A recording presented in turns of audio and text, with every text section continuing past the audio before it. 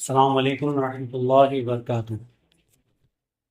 ہم انشاءاللہ پچھلے جمعہ کا عنوان ہی شروع رکھتے ہیں جو مؤذن کے تعلق سے ہے۔ میں نے پہلے بتایا تھا کہ اللہ معاف کرے کہ دین اسلام میں جو سب سے نیچے طبقہ مانا جاتا ہے، ڈگری کے حیثیت سے وہ مؤذن کو مانا جاتا ہے، اس کو نچلا حصے میں سمجھا جاتا ہے۔ اب میں بتایا کہ اس کو اللہ معاف کرے، یہاں پہ بانی صاحب بھی کہتے ہیں جو کہ غلط ہے، گستاخی ہے۔ اس کا صحیح لفظ جو ہے مؤذن ہے۔ اور وہ جو کہتا ہے، میں نے کہا کہ کھلے عام مائک میں اپنی شہادت دیتا ہے، لوگوں کو اپنا وقت یاد دلاتا ہے کہ نماز کا وقت ہو گیا، اپنے اللہ کی یاد دلاتا ہے، اپنا کلمہ پڑھاتا ہے، اور پھر خیر و برکت کے لیے دعوت دیتا ہے۔ اب ایک بات اور کہوں کہ اللہ معاف کرے، آج کے دن میں فری مؤذن ملنا مشکل ہے، فری امام ملنا مشکل ہے، کیونکہ بہت سے ایسے ہیں کہ لوگ اسکول، کالج، ٹیوشن وغیرہ وغیرہ کے لیے بہت ٹائم نکالتے ہیں، مگر مسجد میں آنے کے لیے ٹائم نہیں ملتا، اور ملتا بھی تو اتنا ہے کہ 4 رکعت، 2 رکعت، 3 رکعت پڑھ لے اور نکل لے۔ ورنہ الحمدللہ یہ اذان جو ہے، یہ جان لو کہ یہ صرف امت محمدیہ صلی اللہ تعالی وسلم کے حق میں ہے، باقی کسی امت کے لیے اذان نصیب میں نہیں ہے۔ یہ اللہ کا فضل و کرم ہے کہ ہمیں اذان دی گئی، جیسے کہ ہمارے لیے سورہ فاتحہ ہے، لیلۃ القدر ہے، یہ صرف امت محمدیہ صلی اللہ علیہ وسلم کے لیے ہے۔ تو یہ ایک انعام ہے اللہ کی طرف سے اذان، جس کے لیے ہم پیچھے رہ گئے۔ سب سے پہلے تو اذان نہیں دینے کا مطلب اور وجہ یہ ہوتی ہے کہ بہت سے لوگ جو ایسے پہلے اذان کے وقت مسجد میں ہی نہیں آتے ہیں، تو اذان کے بعد اپنے گھر سے شروع ہوتے ہیں۔ دوسری وجہ یہ ہے کہ اگر کوئی آتا بھی ہے تو اس کو اذان دیتے نہیں آتا، جیسے کہ اکثر ہمارے مسجد میں ہم دیکھتے ہیں کہ ضعیف آتے ہیں، جن میں اللہ معاف کرے اتنی طاقت نہیں ہوتی کہ وہ اذان دے پائے، وہ ہانپتے اور اس نیت سے جلدی آتے کہ پیچھے جاؤں تو شاید جماعت نہیں ملے، اس لیے وہ جلدی آتے۔ اور اگر کوئی آ بھی گیا تو وہ اس لیے اذان نہیں دیتا کہ اس کو شرم آتی ہے، اذان آتے ہوئے بھی اذان نہیں دیتے کیونکہ شرماتے ہیں۔ یہ بہت بڑا نقصان ہے ہمارا، اور یہ بہت ہمارے لیے شرم کی بات ہے کہ سب سے پہلے تو ہم مسجد میں اذان سے پہلے آتے نہیں ہیں، آتے بھی ہے تو اذان دیتے نہیں ہیں، جبکہ یہ مؤذن جو ہوتا ہے اس کو داعی اللہ کہا ہے۔ کیا دوسرا لفظ ہے؟ داعی اللہ، مطلب اللہ کے طرف بلانے والا، اللہ کے طرف دعوت دینے والا، اللہ کے آگے جھکنے کے لیے دعوت دینے والا۔ دوسرا نام اس کا جو ہے مؤذن کا وہ ہے داعی اللہ ہے۔ اب یہ سن لو، میں آپ کو اس کے فضائل بتاتا ہوں کہ جس کو ہم ادنا سمجھتے ہیں، کون؟ مؤذن کو، جبکہ اذان کی برکتیں ایسی ہے، اذان ایسی چیز ہے، بہت سے کم ایسی چیز ہے جس میں اللہ کا کلام رکتا ہے۔ منع ہے کہ قرآن نہ پڑھا جائے، اکثر قرآن پڑھنے کا حکم دیا گیا، مگر اذان ہوتے ہوئے آپ کو قرآن تک روکنے کا حکم آیا کہ قرآن روکو اور اذان سنو۔ سوچو کتنی بڑی چیز ہے یہ جو مؤذن کر رہا ہے۔ اب اس کے فضائل بتاؤں میں کہ اللہ کے رسول صلی اللہ علیہ وسلم نے فرمایا، سب سے پہلے تو اللہ نے اس کی تعریف کی ہے، اذان دینے والے کی تعریف، اور مؤذن کا جو معاملہ آیا ہے وہ قرآن میں بھی آیا ہے۔ یہ آیا ہے سورۃ السجدہ میں، آیات نمبر 33 میں۔ میں اپنے الفاظ بہت کم رکھوں گا کیونکہ جہاں قرآن اور حدیث کی بات آتی ہے میں کوشش کرتا ہوں کہ قرآن اور حدیث کے لفظ ہی آپ تک پہنچاؤں، اپنی دخل اندازی نہ کروں۔ تو اس کا ترجمہ آتا ہے، اللہ نے مؤذن کے تعلق سے قرآن میں فرمایا ہے کہ اس سے اچھی کس کی بات جو اللہ کی طرف بلائے اور نیک کام کرے اور یہ کہے کہ میں مسلمانوں میں سے ہوں۔ آیات کا ترجمہ کیا آتا ہے کہ اس سے اچھی کس کی بات جو اللہ کی طرف تمہیں بلائے، نیک کام کرے اور یہ کہے کہ میں مسلمانوں میں سے ہوں۔ اب یہ تینوں الفاظ جو اگر ملا لو تو آپ کو سمجھ میں آتا ہے مؤذن خود شہادت دیتا ہے، اشہد اللہ الہ الا اللہ، اشہد ان محمد رسول اللہ، اور اقرار کرتا ہے، ڈکلیئر کرتا ہے کہ میں مسلمان ہوں۔ پھر کہ وہ اللہ کی اچھی بات کیا ہے کہ اللہ کی طرف بلاتا ہے، حی علی الصلاۃ، حی علی الفلاح، اور خود نیکی کرتا ہے، مطلب دوسروں کو دعوت دیتا ہے، خود بھی نماز میں شامل رہتا ہے۔ یہ تینوں ٹکڑے کو اگر ملا دیا جائے تو مؤذن کا پورا معاملہ سامنے آتا ہے کہ مؤذن کے تعلق سے آیات آئی ہے کہ اللہ نے مؤذن کی یہاں تعریف کی ہے قرآن شریف میں۔ پھر حدیثیں تو کہیں ہیں، الحمدللہ بہت سارے حدیثیں ہیں، جس میں سے میں بہت جلدی انشاءاللہ 10 حدیثیں آپ کے سامنے رکھتا ہوں۔ کہ سب سے پہلے حدیث تو آتی ہے کہ امام احمد ابو سعید خدری رضی اللہ عنہ سے روایت کرتے ہیں کہ فرمایا رسول اللہ صلی اللہ علیہ وسلم نے کہ اگر لوگوں کو معلوم ہوتا کہ اذان کہنے میں کتنا ثواب ہے تو اس پر باہم تلواریں چلتی. مطلب اگر اذان کا ثواب لوگوں کو معلوم ہوتا تو لوگ تلواریں کھینچتے کہ میں اذان دوں. جھگڑا ہوتا، فساد ہوتا، اور سب سے جو طاقتور ہوتا وہی اذان دے پاتا. اس میں اتنا ثواب ہے. اس کا حل بھی نکالا گیا تو نبی کریم صلی اللہ علیہ وسلم سے پوچھا گیا کہ اللہ کے رسول اگر ایسا ہے تو پھر کیا کیا جائے؟ تو اللہ کے رسول صلی اللہ علیہ وسلم نے 2 طریقے اس میں بتائے.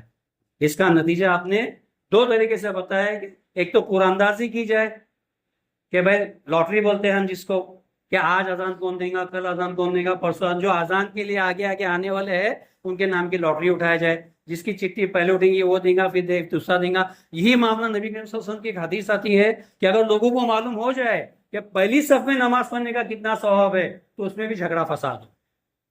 پہلی صف کا بھی ہے، اس کے علاوہ جو حدیث ہے، مگر وہ ہمارا عنوان جو مؤذن کے تعلق سے، اذان کے تعلق سے اس لیے سامنے رکھ رہا ہوں کہ نبی کریم صلی اللہ علیہ وسلم نے فرمایا کہ اذان دینے کا ثواب اگر لوگوں کو معلوم ہو جائے تو آپس میں جھگڑا کرے. جو مضبوط ہے، طاقتور ہے، وہی اذان دے گا، سب کو مار کے سب کو مارے گا اور وہ اذان دے گا. اس میں اتنا ثواب ہے. اب وہ ثواب کیسا ہے میں حدیث میں سے ہی تھوڑا بتاتا ہوں.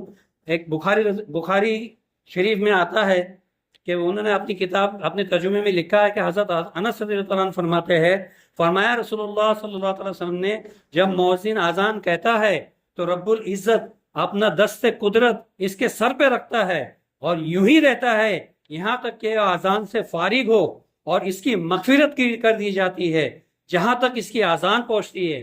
جب وہ فارغ ہوتا ہے تو رب العزت خود فرماتا ہے کہ تیرے لیے اے بندے، اے میرے بندے، تو نے سچ کہا اور تو نے حق کی گواہی دی، لہذا تجھے بصارت ہو. بصارت مطلب مبارکباد ہو. سوچو، دست قدرت اس کے سر پہ رہتا ہے جب تک وہ اذان دیتا ہے. رب العزت اس کے سر پہ اپنا دست قدرت رکھتا ہے جب تک وہ اذان دیتا رہتا ہے. پھر اللہ خود گواہی دیتا ہے کہ اے میرے بندے، تو نے سچ کہا اور تو نے حق کی گواہی دی، کہ وہ شہادت پڑھتا ہے، اور تو نے حق کی گواہی دی اور تیرے لیے بصارت ہو. دوسری حدیث میں آتا ہے، امام احمد فرماتے ہیں، ابو ہریرہ رضی اللہ عنہ نے فرمایا رسول اللہ صلی اللہ علیہ وسلم نے مؤذن کی جہاں تک اذان پہنچتی ہے اس کے لیے مغفرت کی جاتی ہے، اور ہر تر و خشک، تر بولے تو گیلا جس میں انسان چرند پرند جاندار آتے ہیں، خشک جس میں جان نہیں ہوتی جیسے سوکھی لکڑی، پیڑ پودے، اٹکل پتھر جس میں جان نہیں ہوتی، ہر خشک اور تر جس نے اس کی اذان سنی اس کی تصدیق کرتا ہے اور یوم حشر اس کے لیے گواہ بن جاتا ہے. سوچو کہ جہاں تک اس کی اذان جاتی ہے، جس نے بھی اذان سنی اس کے لیے یوم حشر کے لیے وہ شہید بن جاتا ہے، یوم حشر کے لیے وہ گواہ بن جاتا ہے. اس میں صرف چرند پرند درند انسان جاندار ہی نہیں ہے، ہر خشک. اس لیے کہتے ہیں نا کہ دیوار پہ بھی کان ہوتے ہیں. یوم حشر جو ہے ہر چیز آپ کی شہادت دے گی کہ آپ نے کتنی نیکی کی، کتنی بدی کی. جو چونکہ بدی کرتے ہیں، اندھیرے میں یا بند کمرے میں گناہ کرتے ہیں، وہ سوچتے کہ مجھے کوئی نہیں دیکھتا، اس کا یہاں پہ توڑ آ گیا. سب سے پہلے تو وہاں پہ مخلوق ہوتی ہے اللہ کی، ذرات ہوتے ہیں وہاں پہ، مکھی مچھر جو بھی ہوتا ہے اللہ کے مخلوق ہوتے ہیں. ہم جسے بیکٹیریا یا پھر میکروب کہتے ہیں وہ ہوتے ہیں، حتیٰ کہ دیوار اور در جو ہوتے ہیں اس کی شہادت دیتے ہیں کہ اس نے نیکی کی ہے یا بدی کی ہے. تو مؤذن کے لیے ہر چیز جو جاندار ہے اور بے جان ہے، یوم حشر اس کی شہادت دیں گے کہ اللہ اس نے تصدیق کیا تھا، گواہی کیا تھا کہ اس کی سوا کوئی، تیرے سوا کوئی معبود کے نہیں ہے، اور اس نے سب کو دعوت دی تھی. ترمذی شریف میں ابن عمرہ رضی اللہ تعالیٰ عنہ فرماتے ہیں، فرمایا رسول اللہ صلی اللہ علیہ وسلم نے اذان دینے والے کے طالب ثواب ہے اس شہید کی مثل ہے جو خون میں آلودہ ہے، اور جب مرے گا تو قبر میں اس کے بدن میں کیڑے نہیں پڑیں گے. مطلب جو اذان دیتا ہے مسلسل وہ شہید کے برابر ہے. اور کون سا شہید؟ جو اللہ کے راہ میں قتل ہو گیا، جس کے آنکھ پہ خود کا خون آ گیا ہے. شہید کے تعلق سے میں آپ کو بتا دوں، جو جنگ ہوتی تھی، قتال ہوتے تھے، جنگ میں جو شہید ہوتا ہے جس کے اوپر ضرب لگ جاتا ہے یا گردن کٹ جاتی ہے یا تلواریں لگتی ہے اور اس آگ میں مر جاتا ہے تو اسے غسل نہیں دیا جاتا. شہید کو غسل نہیں دیا جاتا، اسے ویسے ہی دفن کیا جاتا ہے جیسے کہ وہ شہید ہوا ہے، اس کا مرتبہ ہے. تو اذان دینے والا بھی اس شہید کے برابر ہے جو راہ اللہ میں قتل ہو گیا، اس کا خون بہ گیا اور وہ اللہ کے راہ میں مر گیا. وہ بھی ویسے ہی دفن کیا جائے گا اور اس کے کفن میں بھی کیڑے نہیں پڑیں گے۔ پھر آتا ہے مسلم شریف میں، معاویہ رضی اللہ عنہ نے فرمایا رسول اللہ صلی اللہ علیہ وسلم نے مؤذن کی گردنیں قیامت کے دن سب سے زیادہ دراز ہوں گی، یعنی وہ شرمندہ نہیں ہوں گے، اس لیے کہ جو شرمندہ ہوتا ہے اس کی گردن جھکی ہوئی رہتی ہے۔ یوم حشر لوگ اپنے اپنے گناہ کو دیکھ کے شرمندہ ہوں گے، گردن جھکے ہوئے رہیں گے، شرمندہ رہیں گے، مگر وہ گردن اونچی رہیں گی۔ اسی تشریح میں بزرگوں نے لکھے ہے کہ گردن آدمی جب دراز کرتا ہے، اونچی کرتا ہے، جب وہ کسی سے امیدوار ہوتا ہے، جب کچھ بٹتا رہتا ہے، کچھ رہتا ہے، کوئی اپنا والا کچھ دیتے رہتا ہے تو جان پہچان رہتا ہے، وہ تو ہاتھ اٹھاتا ہے یا پھر اپنی گردن اٹھاتا ہے کہ میں بھی ہوں، میں بھی ہوں۔ تو وہ یہ ہوں گے کون؟ مؤذن ہوں گے، جو اللہ کی طرف گردنیں اٹھائیں گے، اے اللہ میں مؤذن ہوں، یوم حشر ہے اور تیرا مجھ سے اچھا اور سعادت کا وعدہ ہے، بصارت کا وعدہ ہے۔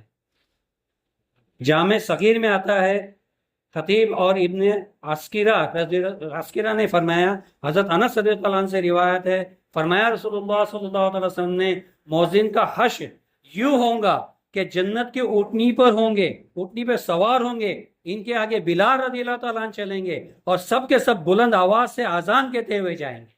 لوگ ان کی طرف نظر کریں گے اور پوچھیں گے یہ کون لوگ ہیں؟ ایک حدیث میں اس کے آگے خلاصہ آیا کہ آپس میں کہیں گے شاید یہ انبیاء ہے، کوئی کہے گا نہیں یہ شہداء ہے، کوئی کہے گا نہیں یہ اولیاء ہے، مگر فرشتے اس کا جواب دیں گے کہ نہیں، کہا جائے گا کہ یہ امت محمدیہ رسول اللہ صلی اللہ علیہ وسلم کے مؤذن ہیں۔ یوم حشر لوگ اپنے اپنے پسینے میں اپنے اپنے گناہوں میں ڈوبے ہوئے رہیں گے اور یہ جنت کی اونٹنی پہ سوار ہوں گے، ان کے آگے بلال رضی اللہ تعالیٰ عنہ ہوں گے جو ان کو لے کے چلیں گے اور یہ بلند آواز سے اذان دیتے ہوئے جنت کی طرف جائیں گے۔ سوچو کتنا بڑا عہدہ ہے اس مؤذن کا، جس کو ہم ادنا سمجھتے ہیں، یہ مؤذن ہے۔ پھر آتا ہے بیہقی میں، حضرت ابو ہریرہ رضی اللہ عنہ سے روایت ہے، فرمایا رسول اللہ صلی اللہ علیہ وسلم نے، اب یہاں سے میں تم کو تنبیہ کروں گا، سنو غور سے، یہاں سے حدیث بہت پیاری ہے، بہت پیاری ہے، سنو۔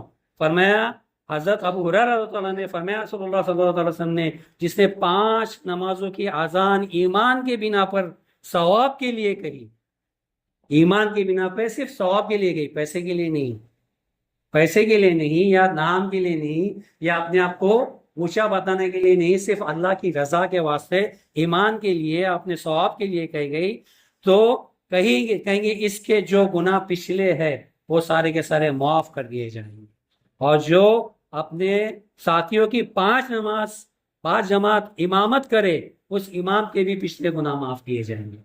تو ثواب کی نیت سے الحمدللہ اللہ کا شکر ہے، ہمارے مسجد میں یہ ہوتا ہے کہ جتنے بھی یہاں مؤذن ہیں بنا اجرت کے اذان دیتے ہیں، ان کے لیے خوشخبری ہے، میں ان کو مبارکباد دیتا ہوں جو یہاں پہ اذان دیتے ہیں۔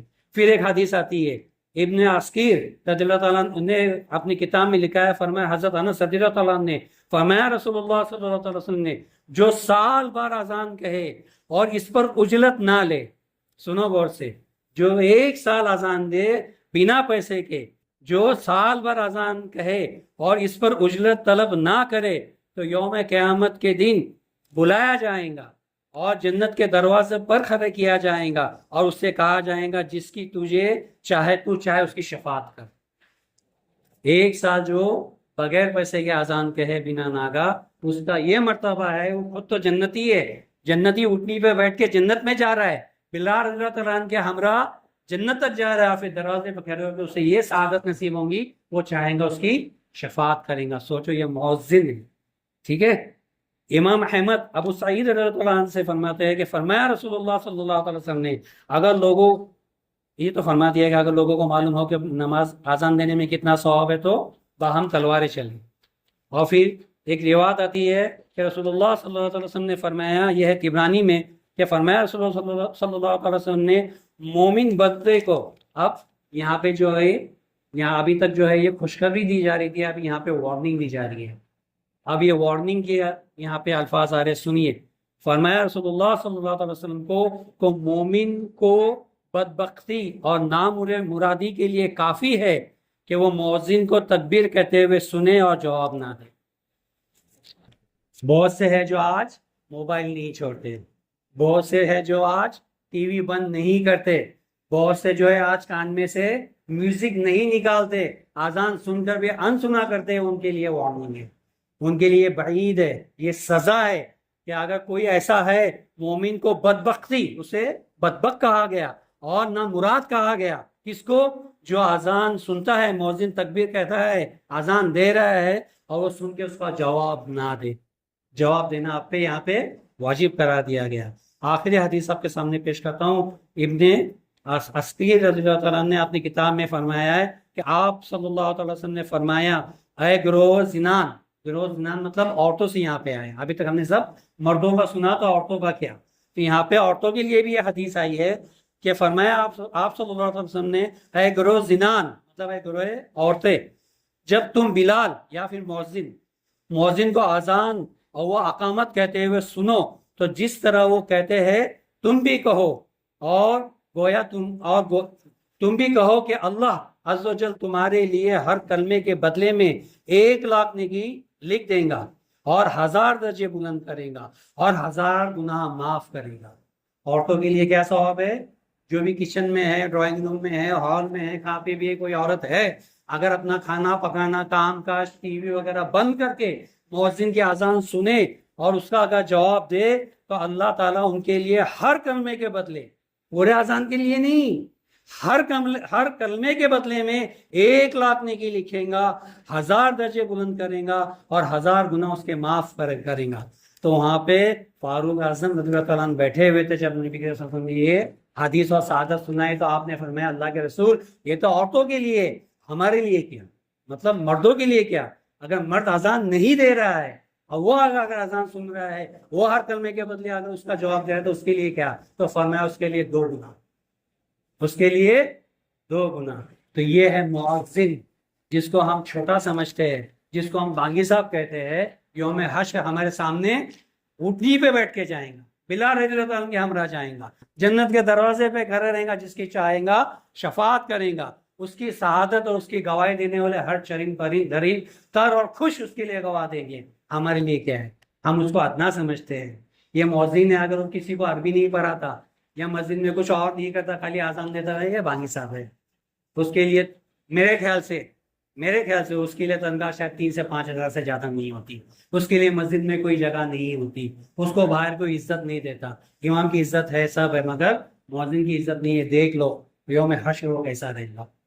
جو ہم جیسے ٹرسٹیان ہیں، ہمارے منہ پہ تماچا ہے کہ ہم جس کو ادنا سمجھتے ہیں، یوم حشر وہ لوگوں کی شفاعت کریں گا، یوم حشر وہ انبیاء اور اولیاء جیسا جائیں گا، یوم حشر وہ جنت کی اونٹنی پہ سوار ہوتے ہوئے بلند آواز سے اذان دیتے ہوئے جنت تک جائیں گا، جنت کے دروازے پہ کھڑے رہیں گا اور لوگوں کی شفاعت کریں گا۔